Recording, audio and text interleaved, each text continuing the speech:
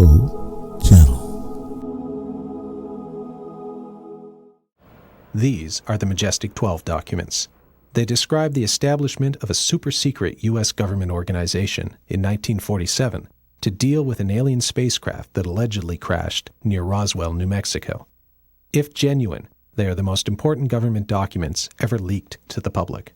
The question, however, that has dogged the documents from the first day they were released to the public in 1987 is whether or not they are authentic. To answer that question, I traveled to Aztec, a town in northern New Mexico. Like most small towns, Aztec has a main street, but that's not what it's famous for. In 1948, a flying saucer allegedly crashed just outside of town, and with the story of a crashed flying saucer has come the pop culture trappings of modern ufology, a museum, and a UFO symposium. Like any conference, a UFO symposium is a beehive of volunteer activity. They're also a lot of fun. But at their core, they're serious business. Because at a UFO symposium, at least at the good ones like Aztecs, you'll find these guys, ufologists. In 2003, some of the best in the business were featured at the Aztec Symposium. These are serious guys, historians, scientists, authors, internet whiz kids, all of them dedicated to discovering the truth behind the UFO phenomenon. If this were a trial, they would be the expert witnesses. With every controversy, you need a yin and a yang. With Majestic 12, the yin is Carl Flock. He doesn't deny that some UFOs are probably alien spacecraft. He just doesn't believe there was any evidence that they were recovered by the government. Needless to say, he doesn't buy the Majestic 12 story. And there's a fly down there. The yang is Stan Friedman, a nuclear physicist. Stan has been on the UFO beat for over 3 decades. He is the original civilian investigator of the Roswell incident and the biggest advocate of the authenticity of the original Majestic 12 documents. I don't know how to do that. Finally, there's these guys, the alleged members of Majestic 12. There's no question that they were an all-star group, top military leaders, scientists, and civil servants. They were among the best and the brightest that America had to offer in 1947. But were they members of this top-secret organization known as Majestic 12? Were they at the center of a government cover-up of extraterrestrial life?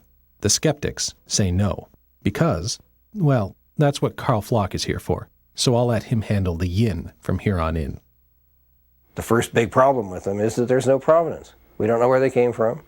We don't know, none of the original documents are in hand, so there's no way you can test the paper, you cannot, you can't really look at the inks, there's none of the stuff that you would normally do with a questioned document. You can't do it. In the United States, at least at the time we got the memo, it was not against the law to have classified material that you were not entitled to. It was against the law if you were entitled to see classified material, if you had an appropriate clearance and need to know, to photograph it. Certainly against the law to distribute it to somebody without a clearance. So the guy at risk is the guy who took the pictures, not the guy who receives them. Secrecy protocols within the military in particular are extreme. Penalties are extreme. You sign away your constitutional rights in many cases when you are exposed to very, very sensitive classified information. And in many cases, this is binding for life. So it's not that easy to go talking about what you've experienced. We still don't know who Deep Throat was. Does that mean that whatever information he provided is worthless because we don't know who he was? He's the guy who was at risk, remember. And that's what we have to consider here, too. Providence would be nice. You make do, you look at the documents for what they are and what they say, not with any preconceived notion, well, I don't know who put this out there, so it must be phony. That's nonsense. That's not reasoning. If you feel your life or liberty is in danger by releasing these documents, of course you're going to want to remain anonymous. It's an unfortunate situation that we can't verify all of these things. But guess what? That is life.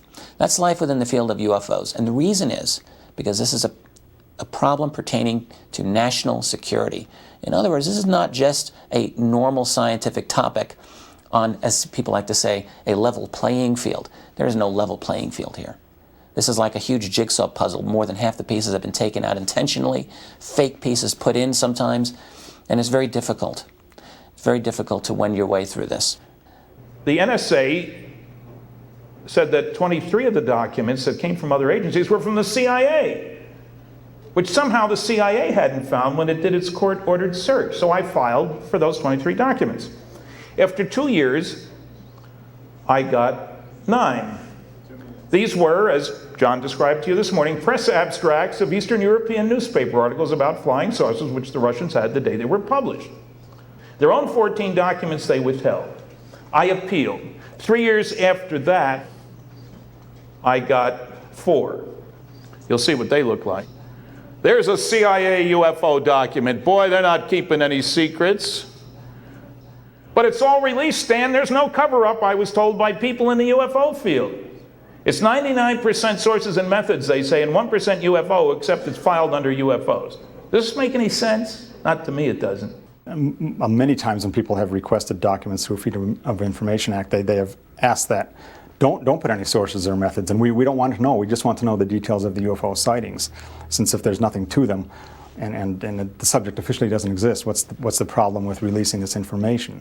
It still doesn't work, and the documents that have been blacked out, I do think that is the case. I can't prove it, of course, but sources or methods would not seem to encompass, say, 75% of a document or 80% of a document. When Stan holds up those pages blacked out, I just cannot believe that it's all, well, the operations, sources, methods. There's got to be some details of the UFO sightings in there. Otherwise, what's the document concerned about then? We've seen thousands of pages that are completely blacked out from top to bottom. Maybe those are the MJ-12 documents times 2. We don't know what's under those black lines and black paragraphs. That maybe underneath that it tells a story that is so bizarre and so out there, pardon the pun, but you look at that maybe those are MJ-12 type documents, that they talk about the UFO phenomenon being real, being the extraterrestrial life is visiting us. On the question of a government cover-up, let me introduce you to the CIA's report of the Scientific Panel on Unidentified Flying Objects from 1953. Its conclusions? That the national security agencies take immediate steps to downplay the UFO phenomenon. The methods? A broad educational program by all agencies that would concentrate on training and debunking. This education would be accomplished by the mass media. All this despite the fact that the panel of eminent scientists accepted that the Earth might be visited by extraterrestrials. One panel member even found that the ET explanation, in many cases, was the only logical conclusion. Is it a coincidence that the panel was convened by Walter Beadle Smith and included this man, Dr. Lloyd Berkner, both alleged members of Majestic 12? Unfortunately, in the field of ufology, the truth sometimes takes a back seat to innuendo and rumor.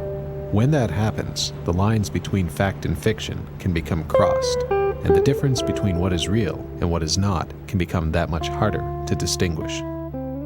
I consider that MJ-12 indeed was a hoax, that it was perpetrated in aid of advancing the case for Roswell.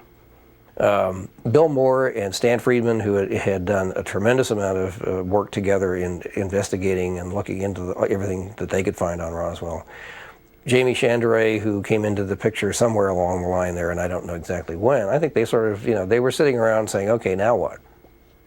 And there have been extant in ufology for a long time rumors to the effect that Bill Moore had suggested that it might be a good idea to fake some exotic documents that seemed to confirm Roswell, with the idea that this might smoke somebody out, either to deny them or to produce real documents or whatever.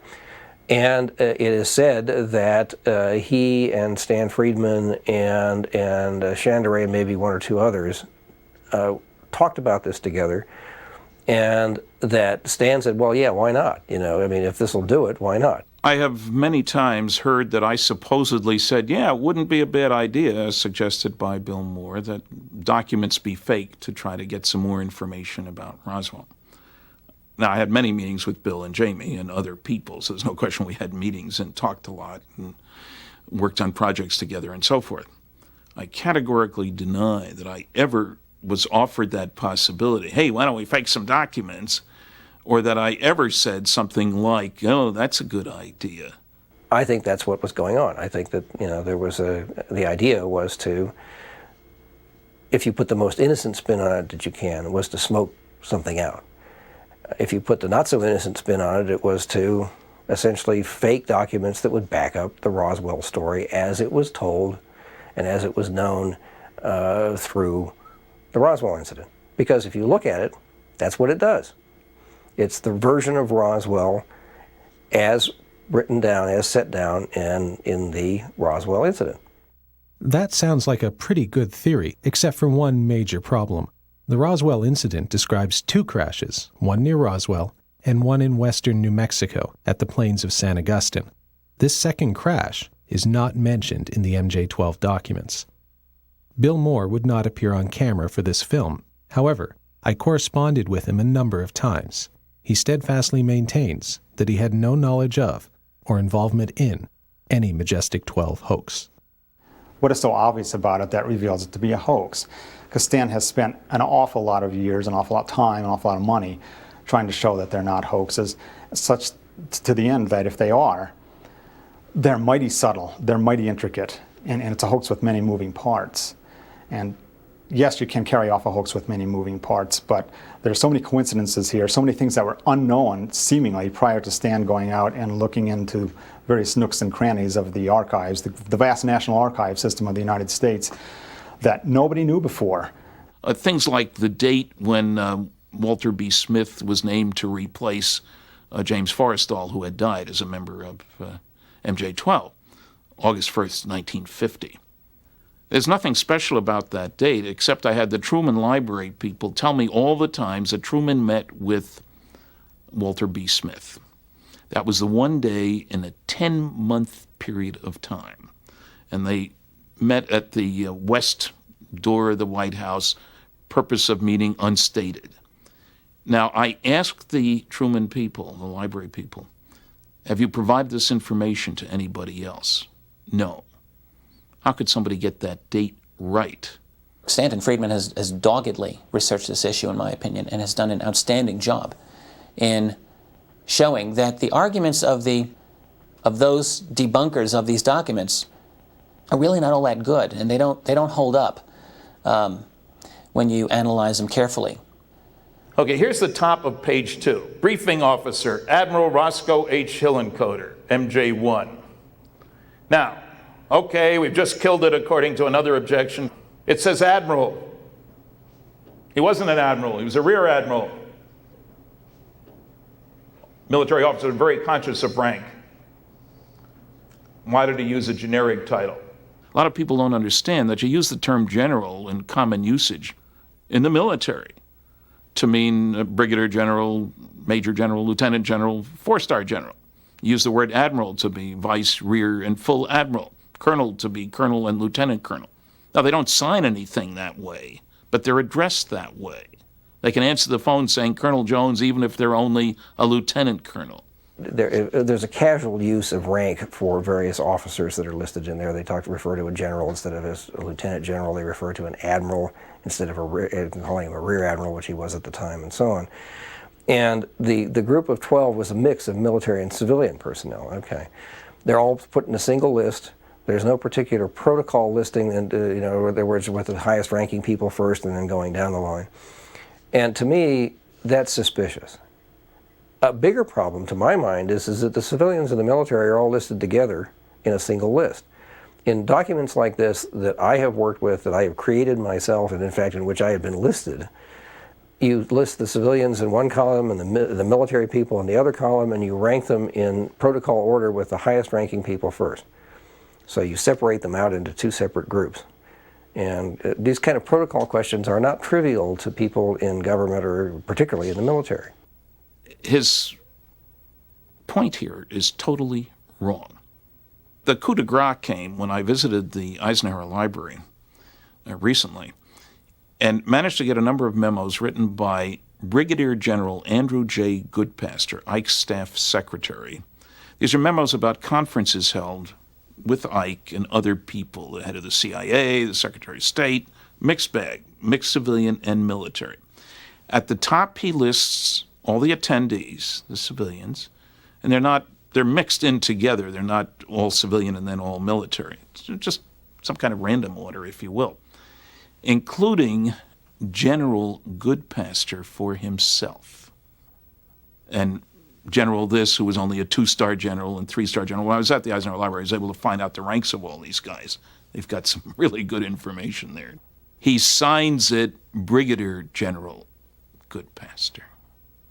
He calls himself a general, not Brigadier General, in the listing. So the fact that Admiral Hillenkoetter, who was Director of Central Intelligence when all this stuff went down in 1947, called himself Admiral, both as the briefing officer and as a member of the group, does not invalidate it at all. And I asked 2 different Eisenhower Library archivists, what about this generic? That's the way they did things, he said. There's nothing strange about that. That's the way it was. Circumstantial evidence is important in determining the authenticity of the MJ-12 documents. That's not enough for the skeptics, however, who won't believe in flying saucers until one actually lands on the White House lawn.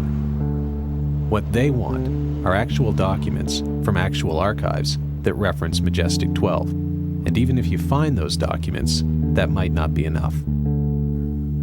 There is one document, however, which we were able to get our hot little hands on, an original, essentially original carbon copy of the so-called Cutler-Twining document. It does mention MJ12/SSP, which we assume stands for a Special Study Group. And that's a document that we can hold on to that says MJ12. Okay, the Cutler-Twining memo is of the original MJ-12 documents, is the only really original document. This one was found by, oddly enough, Bill Moore and Jamie Chandray at the U.S. National Archives when they were there going through a set of recently declassified Air Force documents. The reason they went to Washington is that I had been in touch when I made a visit to attend a technical seminar on food irradiation, gave a paper in Washington in like March. And I checked in with the National Archives, which I always do, and Ed Reese told me, the archivist that we'd been dealing with for years, that they were working on classification review of an Air Force headquarters file, entry 267, headquarters intelligence stuff. Wow. Several times in the next few months, Bill and Jamie got strange postcards that seemed to point toward going to Washington, D.C. The return address was Post Office Box 189, Addis Ababa, Ethiopia, and it was mailed from New Zealand, none of which made any sense. So Bill and Jamie went off to Washington. They found another document, a memo from Bobby Cutler, Robert Cutler, to General Nathan Twining, one of the members of MJ-12. Only after they found the Cutler-Twining memo and asked Ed Reese to copy it, make a Xerox copy of it, that they realized it was box 189, which had been mentioned on these postcards. That's the box it was in. It was like somebody was trying to give them a clue. And I should point out that that box was first handled 2 weeks after the death of the last member of MJ-12. Hardly a coincidence. He'd been the last surviving member for 2 years, Dr. Hunsaker. His obituary was in the New York Times on September the 12th, died on September 10th, 1984. The box was first handled 2 weeks later. And it sounds like the motion was in progress, in other words. I couldn't get the archives. They said they couldn't tell me. I asked the names of the people who handled that box. They gave me an accounting. It was first handled on this date, then handled again before it was served to the public, and Bill and Jamie were the public the following July. They would never tell me the names of the people. I asked specifically, and they said they couldn't do that. Without putting myself in the position of being indicted by a federal prosecutor, I can tell you that I know that it's possible to take things in that you're not supposed to take in. and take them back out again without anyone ever being aware of it. It may be different today in the current atmosphere, but back when, I actually conducted an experiment. I took something in with me, and it was never picked up on. There's false logic here. That it could have been done means it was done. They spent an awful lot of time. Why would they have to go to Washington to come up with the document? Get it in the mail just as the roll of film came in the mail. If they faked it, why would they use a strange security marking, top secret, restricted? You go with the normal, which would have been just plain top secret. They could have rubber stamped it top and bottom, make it look official. So they've got somebody who's very bright and very stupid. Which is it? For that to happen, you know, with the MJ-12, the Eisenhower briefing document coming out in 1984, and people saying, oh, it probably had been faked within a year or so of when it was made public, and presumably this Cutler Twining document would have also been faked within a year or two of its discovery. I would say no. I would say that this had to be an old document, 30, 40, maybe 50 years old. Well, not in 1980. 30 years old, probably in 1984 or 5 or whatever. It would take that long for this outer edge to get yellowed. The creases that had been made in this were perfectly flat, again indicating there was a lot of pressure on it for a long time. And as others have pointed out, it was a onion skin paper with a watermark that was made that was being used by the government at the time that this document would have been made. So I think that provides rather credible evidence that the MJ-12 thing, group, whatever, is real. You could say they faked it all. That's easy to say. Oh, it's all a fraud. That avoids having to do the work to establish it and avoids dealing with the critiques of the critiques. Oh, it's obviously a fraud. Why is it a fraud? Well, nobody used that top secret restricted. That's crazy. Restricted is the lowest rating. Top secret is the highest. Who would combine those two? That's ridiculous. It turns out the easy way out is that the General Accounting Office, when they were doing their study for Representative Schiff from New Mexico here, they were looking all over the country at all kinds of document archives for documents about Roswell. And one of their entries in a 400-page book about all the things they did was that we were looking through these files up through top secret on December 7th, 1994, and we didn't find anything about Roswell. However, we did notice several instances of the use of top secret restricted, even though we had been told, Majestic 12 in parentheses, that it was not in use at the time. If the GAO says so, it's good enough for me.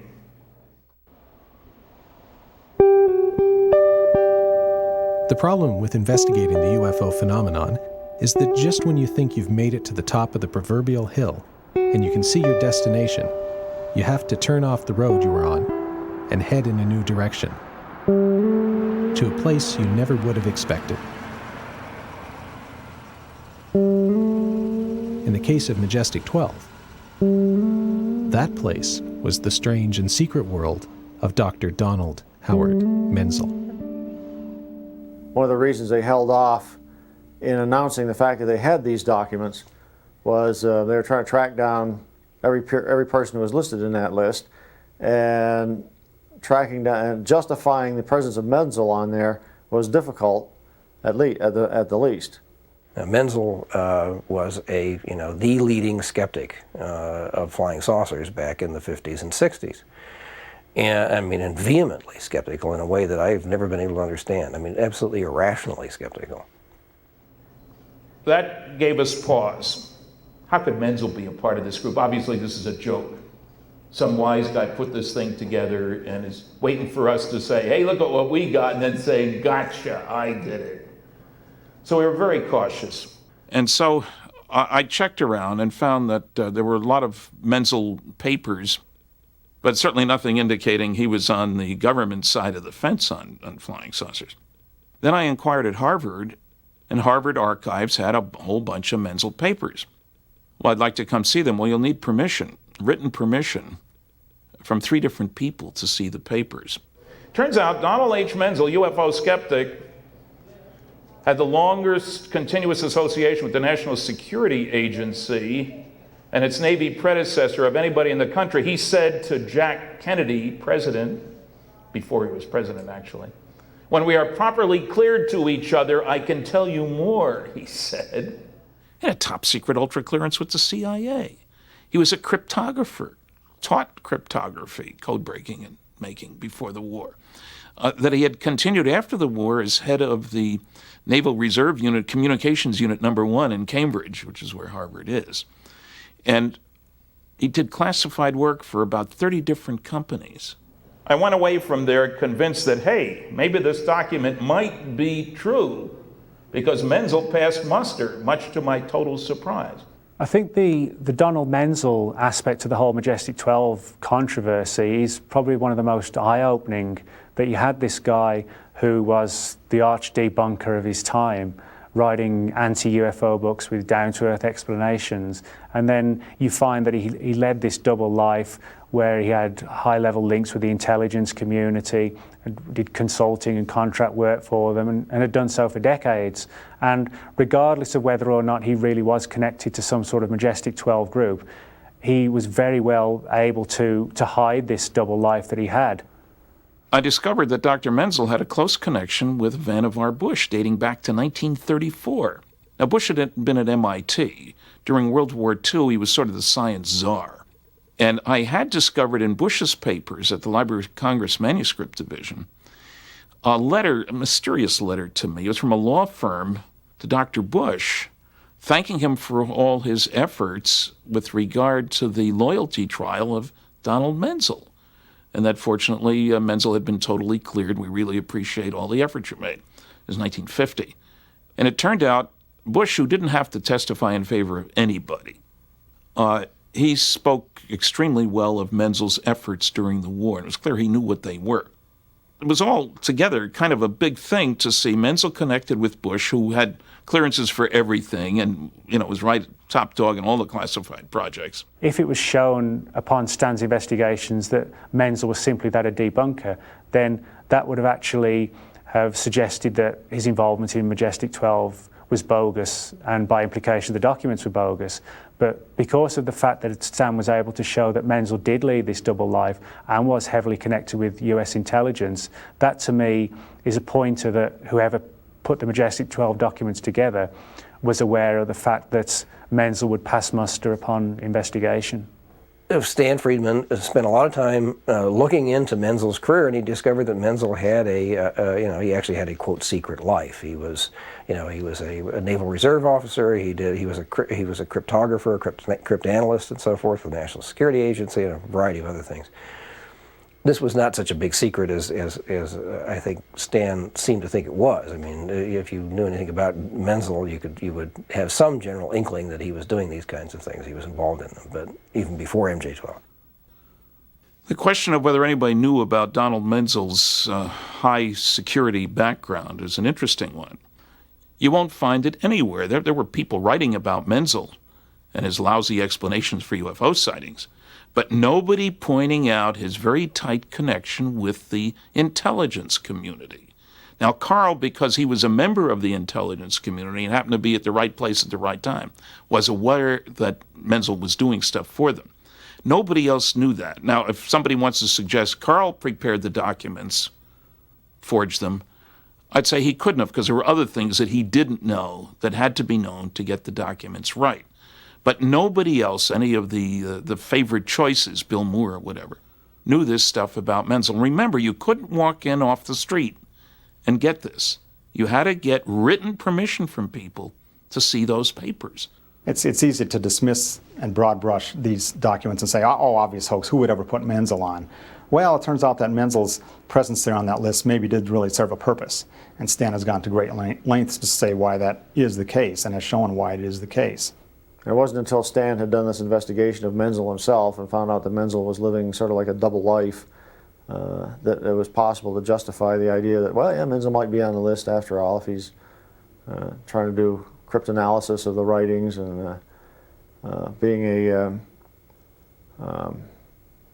sort of almost like a public figure out of all those people a public figure was associated with a major university, and his word would carry some authority. And so if he says it's all bunk, then the general public would tend to believe it. Personally, I think it was a very clever, both red herring and a joke. Because in the document, it specifically says, they talk about the origins. They say, well, we've considered the origins of the saucers. Where do they come from? And one of the membership of the MJ-12, Dr. Menzel, notably Dr. Menzel, says that he thinks they came from Mars. Well, Menzel was notorious for his obsession with mythical Martians.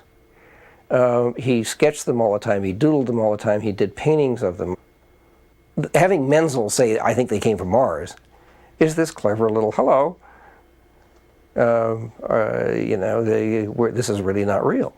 It would appear that Carl Flock hasn't read the MJ-12 document. It is very clear in there that it is said that while others thought they might be from Mars, some of the scientists, most notably Dr. Menzel, said it was from outside our solar system, the source. He didn't say they were from Mars, he said they weren't from Mars. It's one of those arguments that sounds great until you realize it's exactly the opposite of what is said. I can imagine the military people saying, well, where could they be from if they're not from here? And somebody's first thought, War of the Worlds and all the science fiction about Mars would be Mars. On July 29th, 1952, General John A. Samford, who was the director of Air Force Intelligence, held a press conference. He had been directed to hold a press conference and talk about what was going on. And in that press conference that started about 4 o'clock in the afternoon on that day, he said that we have investigated between 1,000 and 2,000 sightings and have explained the bulk of them to our satisfaction. The FBI sent their liaison person to the Air Force to find out what was going on with all these sightings. The FBI man was told something rather different from what the general public was told. First of all, the FBI man was told that there are some percentage of sightings that could not be explained. Furthermore, according to this FBI document, some of the military officials were seriously considering the possibility of interplanetary ships, such as ships from Mars. And I can see the scientists, especially Menzel, he was the only astronomer in the group, saying, no, not from Mars. Mars isn't a place where you're going to find any intelligent life. Remember, that has to be somebody who's living there now, not a million years ago, which is a wholly other matter. And I can see Menzel saying, no, not from Mars, from other solar systems. So what Carl claims is an argument against it as an inside joke is nonsense. It isn't that at all. It makes perfectly good sense. It would be if it were the other way around. But it isn't. Here's a few other interesting facts about the secret life of Dr. Menzel.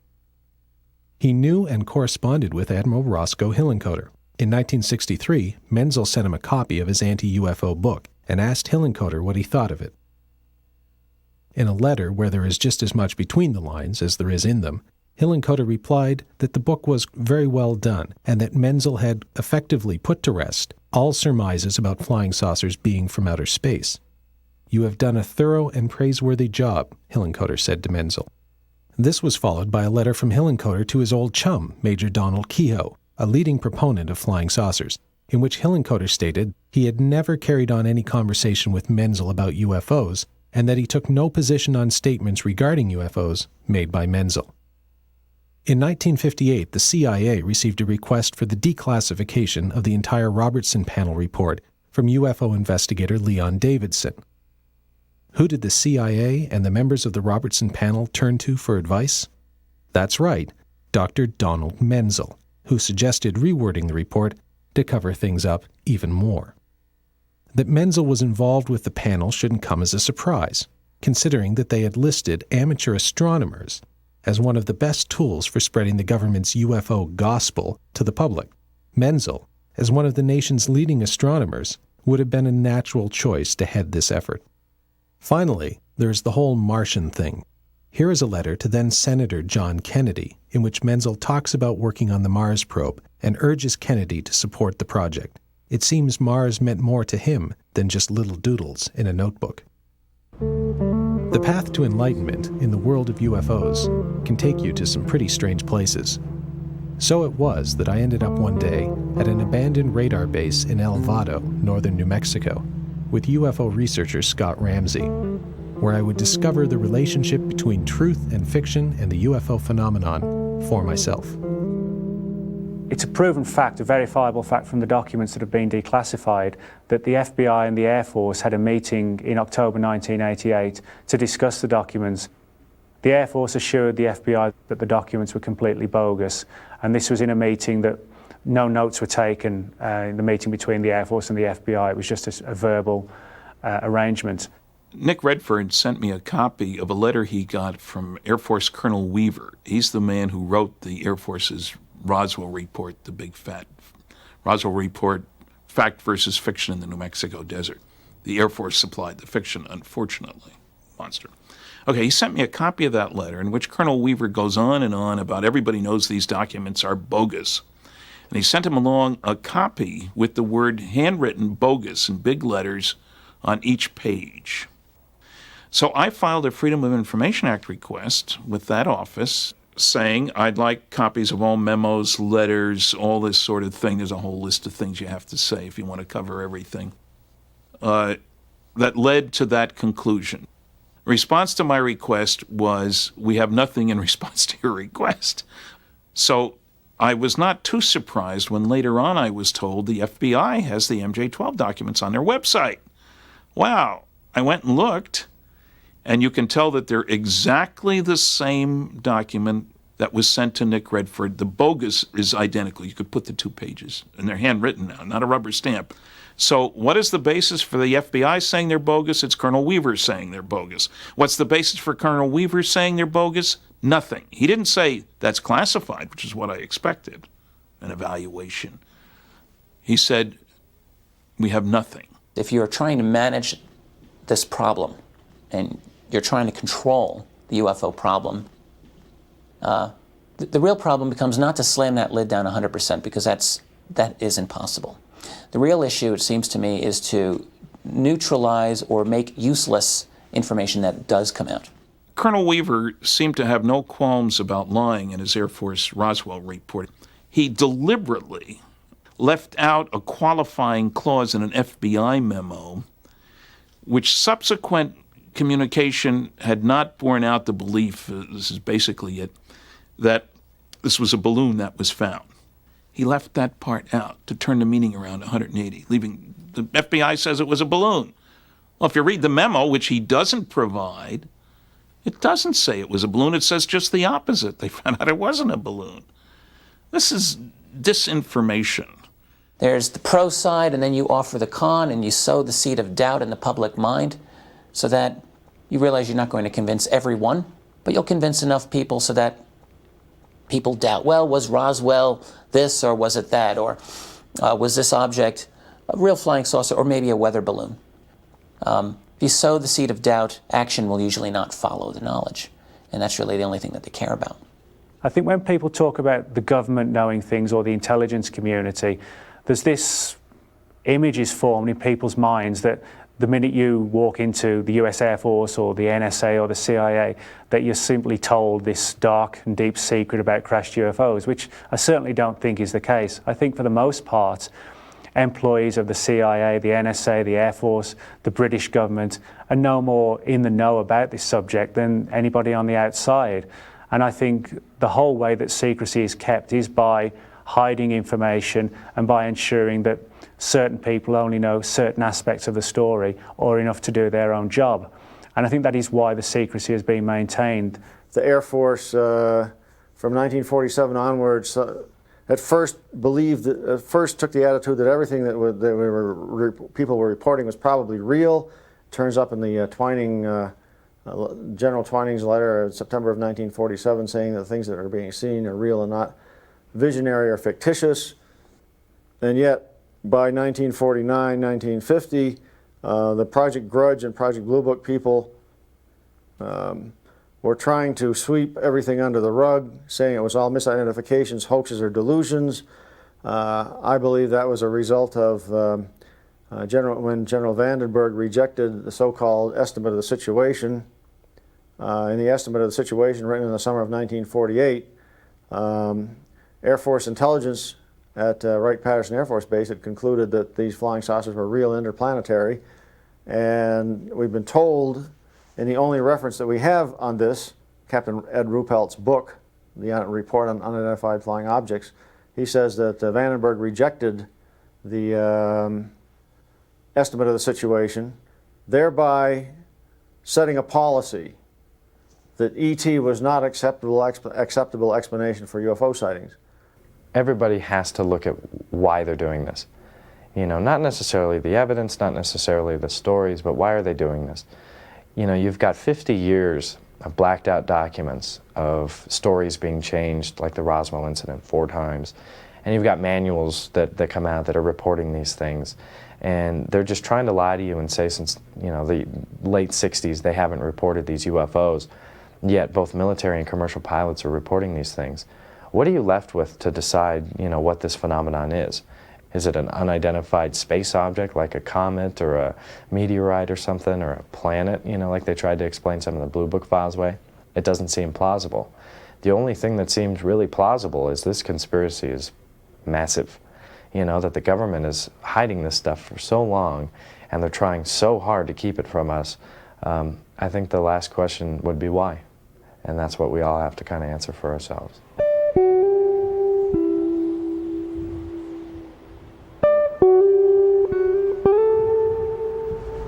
Up here where the old radar pads were. Oh, over there, right. Right. Oh, let's get out and take a look around. You bet.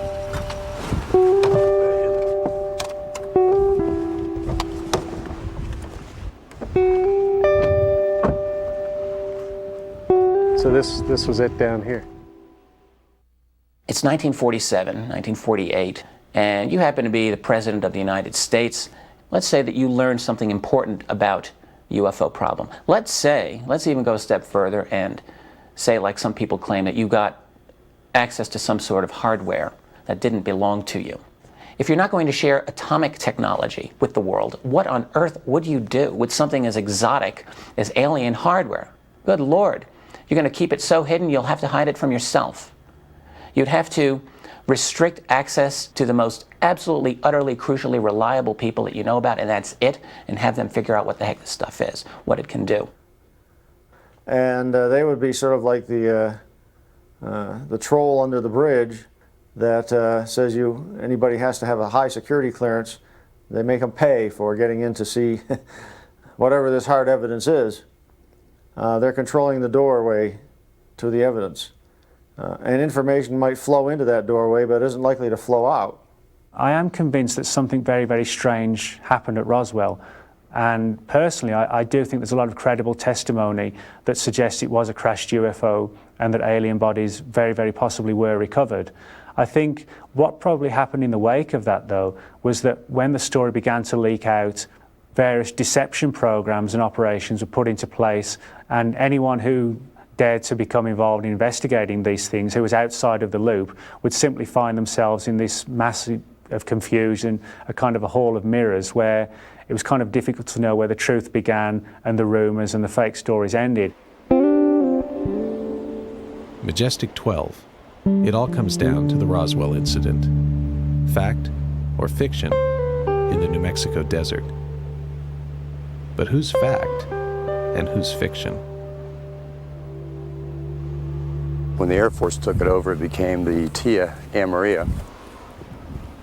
And then later on in life, El Vado.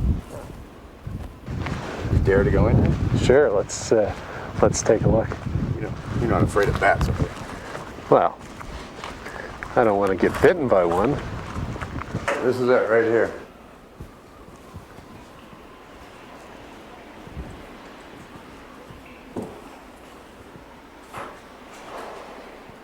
Probably won't want to go back in there. Probably not. I guarantee you don't. And so people speculate that the radar here was powerful enough to interfere somehow with an alien spacecraft. That's a theory. It might have brought it down. Mm-hmm. And they would have had similar radar stations, I assume, down by Roswell. They had one in Corona, and if you read the historical reports we were going through last night, they also had one down at Walker. which was Roswell. Right, right. Coincidence? Yeah, maybe, huh? Where to next? Well, let's go up and take a look at where the radar was actually put in place. Oh, okay. There's a couple different sites up there. Okay. Then we'll head to the Officers Club. There you go. I'm hungry. I'll buy you a drink.